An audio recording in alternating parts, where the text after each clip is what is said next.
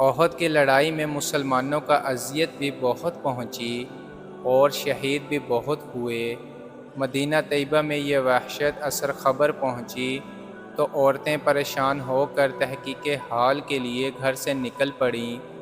ایک انصاری عورت نے مجمع کو دیکھا تو بے تابانہ پوچھا کہ حضور صلی اللہ علیہ وسلم کیسے ہیں؟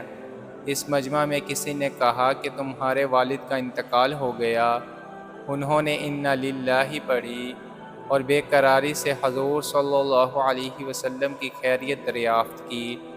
اتنے میں کسی نے خاوند کے انتقال کی خبر سنائی اور کسی نے بیٹے کی اور کسی نے بھائی کی کہ یہ سب ہی شہید ہو گئے تھے، مگر انہوں نے پوچھا کہ حضور صلی اللہ علیہ وسلم کیسے ہیں؟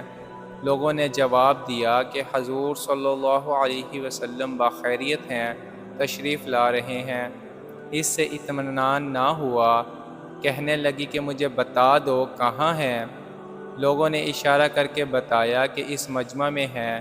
یہ دوڑی ہوئی گئیں اور اپنی آنکھوں کو حضور صلی اللہ علیہ وسلم کی زیارت سے ٹھنڈا کر کے عرض کیا، یا رسول اللہ صلی اللہ علیہ وسلم، آپ کی زیارت ہو جانے کے بعد ہر مصیبت ہلکی اور معمولی ہے۔